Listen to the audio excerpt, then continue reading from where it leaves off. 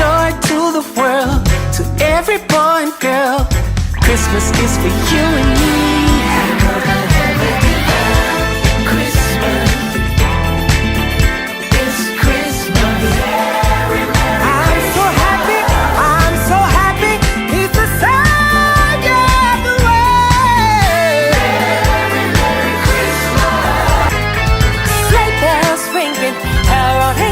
Singing glory to the newborn King. Everybody sing. Merry, Merry Christmas. Merry, Merry, peace on earth and joy to the world now. Merry Christmas. Jesus Christ is born. This is a public service announcement. Wait. The Patrick's, A Divine Christmas, available November 7th.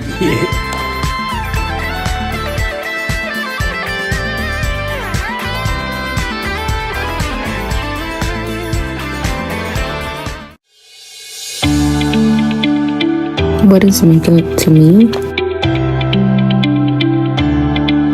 Makeup is both therapeutic for myself and the client. Makeup connects. You know, I've always considered makeup a form of art.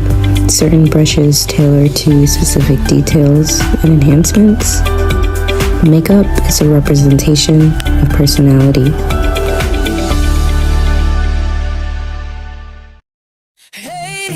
Ladies, tune in, let's go. Faith and real talk, let his goodness show.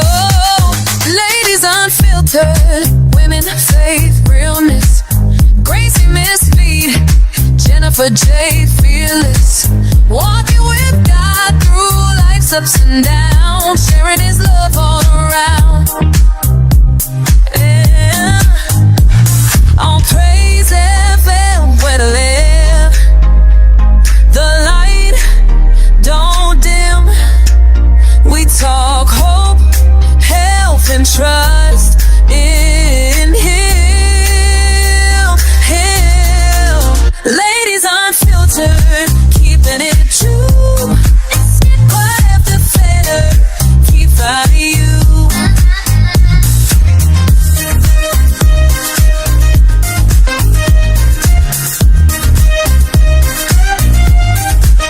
Ladies unfiltered, keeping it true.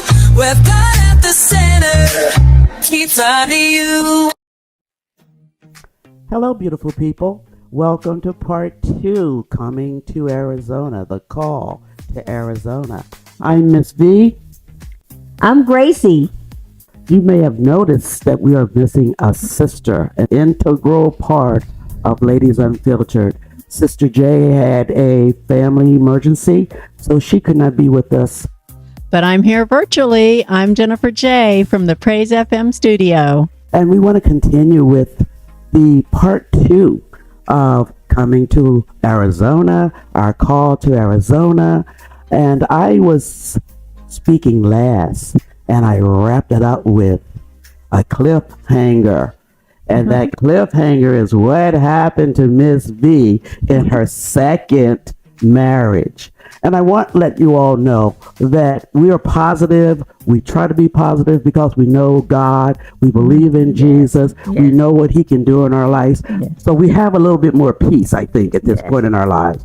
But I want you to know that we've been through it. We've been through it just like some of you may have been through it. And I want to let you know that in my first and my second marriage, that there was extramarital affairs going on, not by me, by my partner. And we have to make decisions in our lives as to how we're going to live our life, what we're going to be putting up with or not putting up with. And we also have to go by the word of God, because leaving both marriages was very difficult for me, because I do believe in marriage. I do believe in one partner. However, the word also shares that we need not take abuse as well. And you need everybody loving each other reciprocally. And you need respect. So as Tina would say, What's love got to do with it? Because you need more than love. Would you agree to that? I Miss? agree. I agree. I agree. So yeah, so we have to keep our own sanity, keep our own peace, and make the moves that we need to make to Yeah. get through life, and with sanity. Okay, with sanity and our own peace. So to continue, my second husband, as I said, there was also another adulterous affair by him, and also physical abuse. So that rocked me to my core, rocked me to my living core, because I had seen physical abuse with my father and my mother. And we would kind of take the support of my mother and try to protect and keep her. My children were smaller, so they didn't, and not so much always in the house when things happened. And so you want to hide your children from all those kinds of behaviors and situations. So with that, I needed to get counseling, as a matter of fact, as a result of the physical abuse. Never ever thought it would happen to me. It happened to my mom. But how I can remember saying, Miss Gracey, that this will never happen to me as a child. Oh, wow. You know, we make promises to ourselves and declarations when we're younger. Oh, yeah. About how life is going to go for us. Oh, yeah. The White House picket fence, Yeah. the husband, the 2 kids, You know, all of that. perfect marriage. And that's what I had. I had the 2 kids. I had a nice little starter home, and we moved into a nice single home with my second husband, the home that he wanted, because he did not want to live in the home that was purchased by myself and my first husband. So with that, I'm moving with him. Let's get us a house. Let's get our house. Okay. Beautiful home. Right, right. You know how you can walk into a house and you know right away it's yours. Oh, yeah. You feel like, oh, this is it. This is it. So that's what we did. We bought the nice home and all that. We were working, both working in corrections. We had very good jobs. We had a great income. We had status among our folks in the community. And so things seemed to be going well. And I was talking earlier also about love languages. You folks know anything about love languages? And what makes you tick? What makes you tingle? You know, love languages really help us to feel connected to people, and particularly your spouse.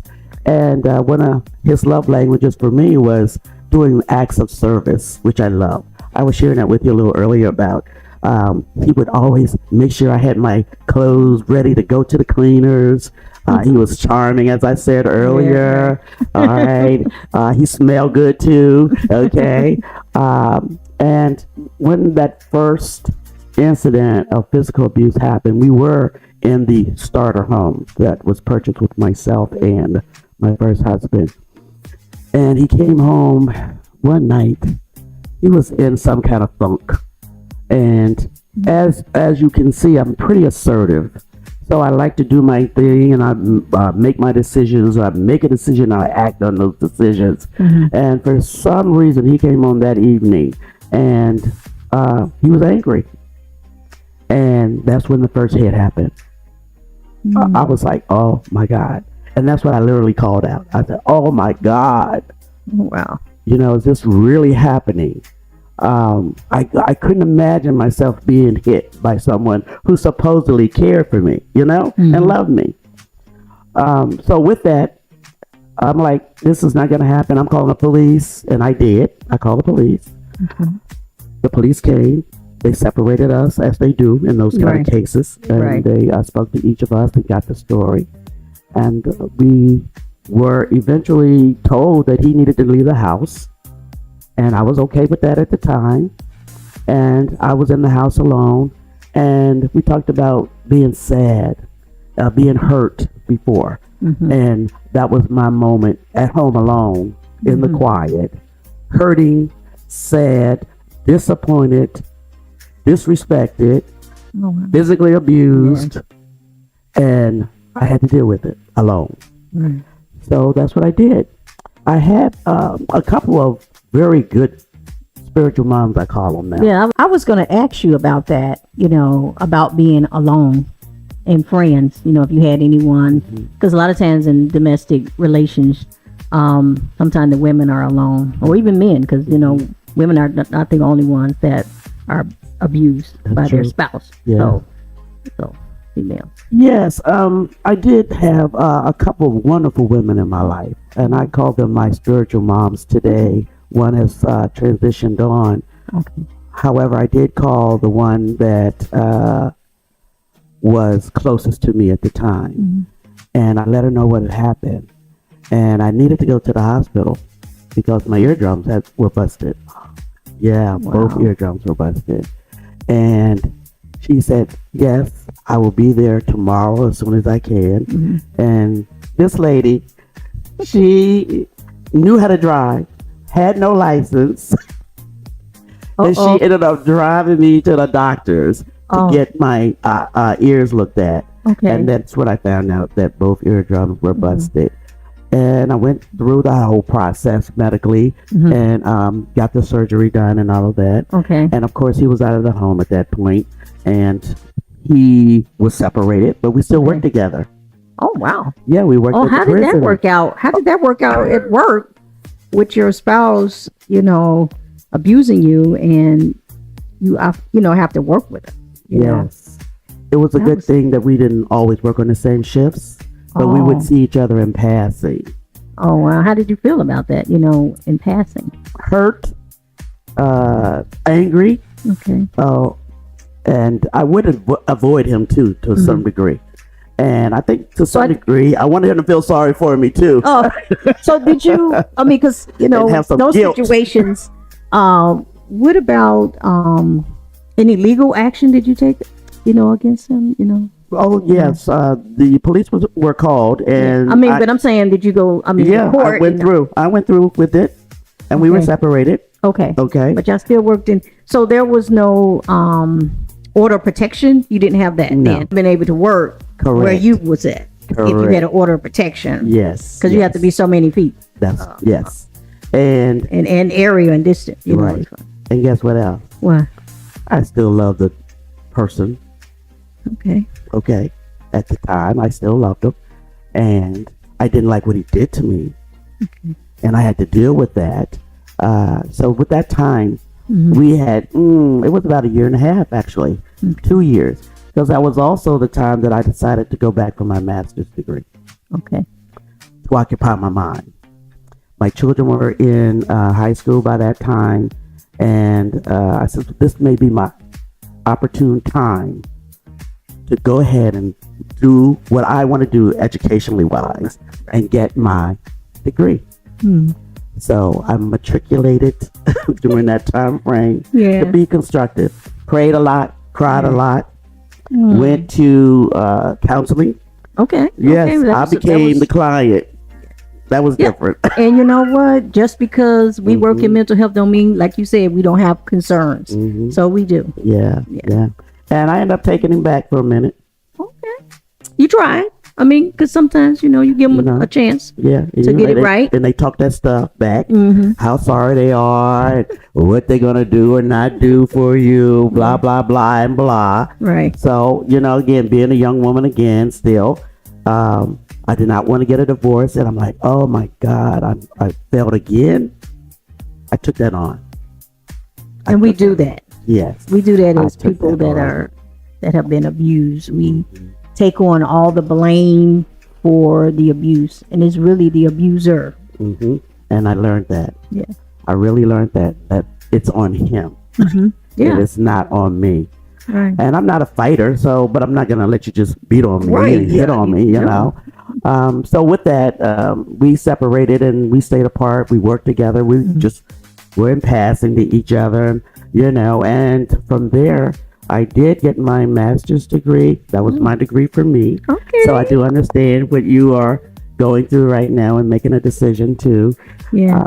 So it went well. I got what I needed to get, worked hard, a lot of counseling. Yeah. And I couldn't even utter the words of domestic abuse for the longest time. I could not say it happened to me. So that's how deep that hurt and that pain went. Yeah. So that's where we are. And that was one of my reasons for coming to Arizona. Oh, wow. I want to let you all know that even though I've gone through all of that, I still have joy. And as my book said, I'm still standing because of what the Lord has done for me. And we are going to listen to I Still Have Joy by Roy and Revelation.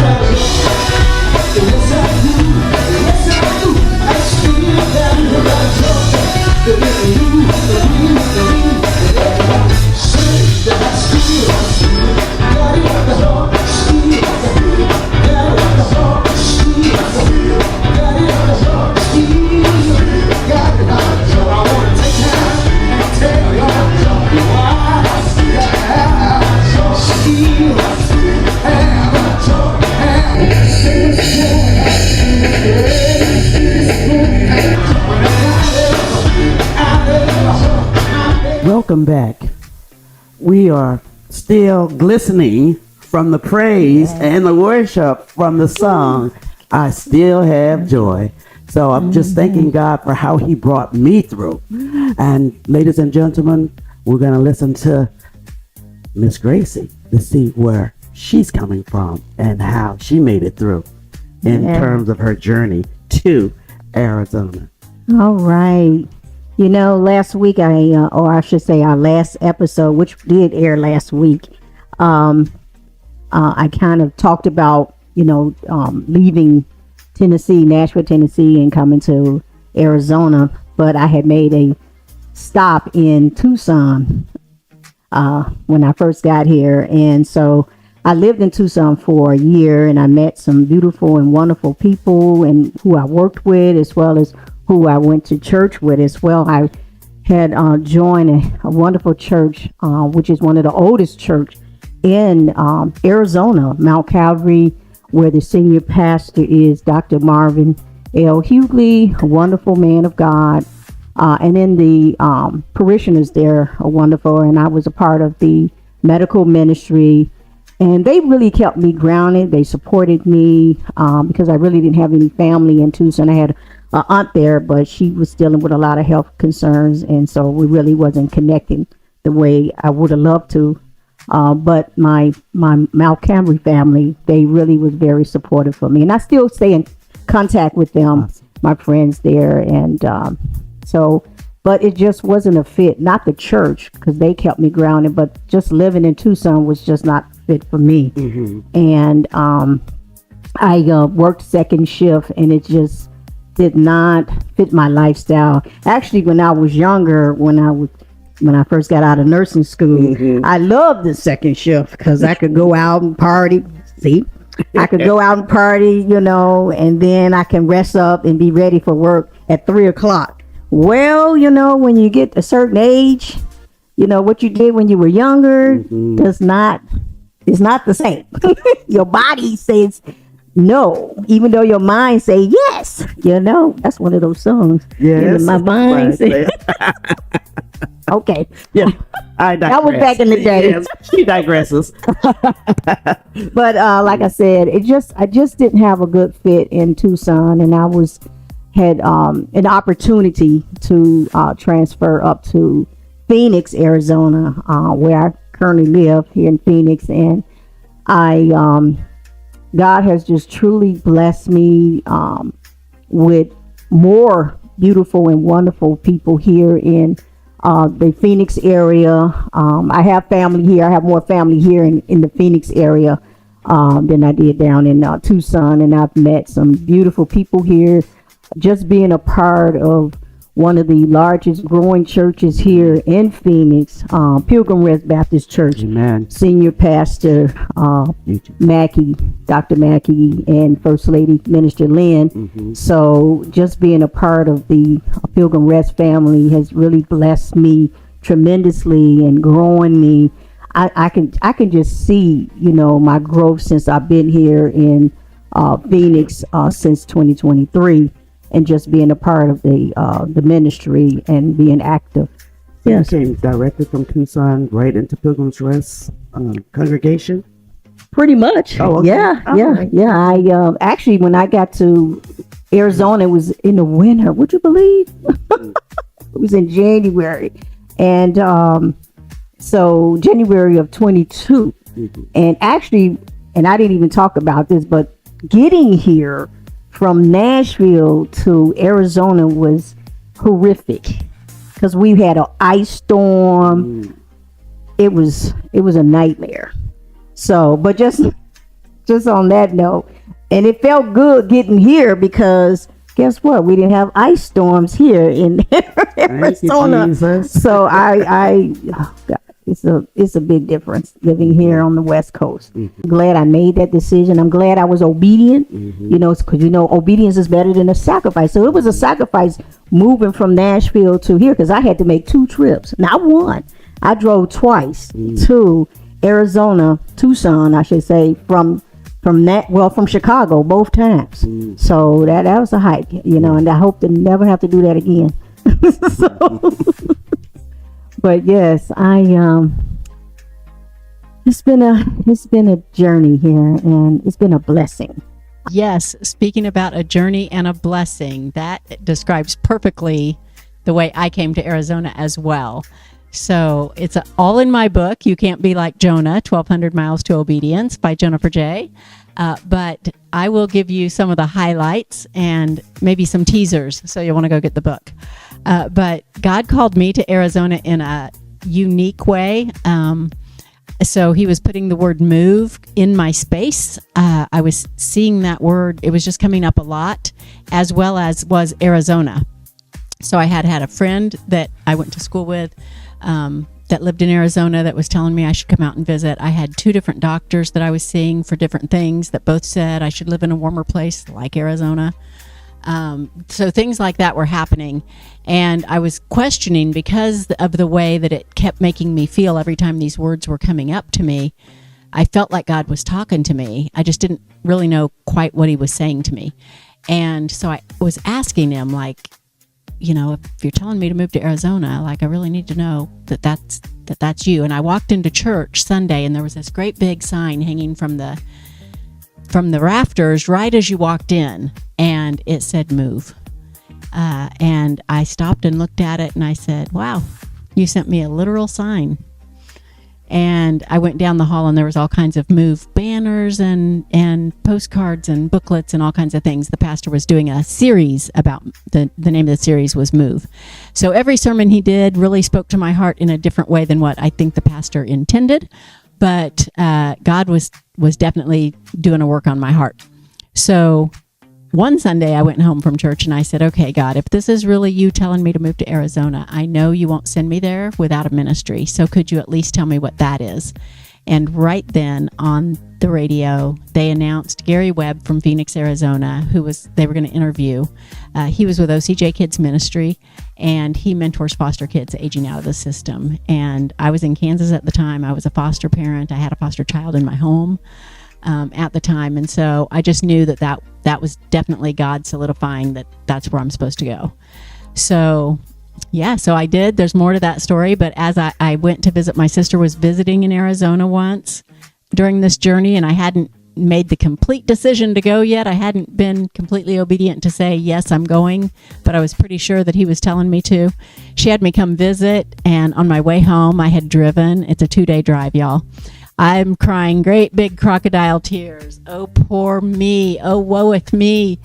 God, I don't have any family in Arizona. I don't have any place to live. I just bought a house in Kansas. I can't sell my house. Prices have dropped. I can't come to the table with money. I can't afford a mortgage and rent, all the wah. Poor me. And less than 5 minutes later, after I'm crying out to God, my phone rings, and it's my sister who lives in Connecticut. She has a waterfront property that she adores. And she said, guess what? We just bought a house in Arizona. And I was like, you did what? And she said they were visiting and there was an open house and they went through it, and her husband thought they should buy it, so they did. She told me I could go live there. They weren't going to be there for 3 more months. I could live there rent-free. So now I not only have family coming to Arizona, my sister was going to be there. I also had a 3-bedroom, 2-bath, brand new home, fully furnished, everything. The people that left it all. They left everything. Everything was there. It's just like, more than you can ask or imagine, right? The blessings in the journey. So God had already provided a way. We are going to wrap this all up. Mm-hmm. You have pretty much, folks, a little bit more insight into our journey here to Arizona, and how God has, in his own way, blessed us and got us here to come to this state, open up so many blessings for us, meet so many people, meet our church family people, our producer, and never, ever, ever would I have imagined that we would be here in Arizona doing Ladies Unfiltered podcast. But God is great. He is all the time. Yes, worthy to be praised. So thank you for joining us, and I hope you learn a little bit about us and know that it all has not been a smooth road for us to get here. Have a blessed day. I'm Miss V. I'm Gracey. Jennifer, we miss you. I'm Jennifer Jaye, and I miss y'all too. And you can catch us every week on Facebook and YouTube at Praise FM. That's PRAYZ FM Live. And also on Uni TV on Roku. Until next time, we are Ladies Unfiltered, where real life meets real faith.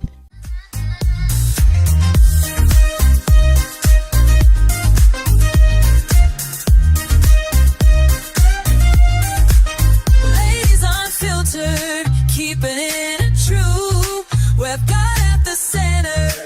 Keep finding you.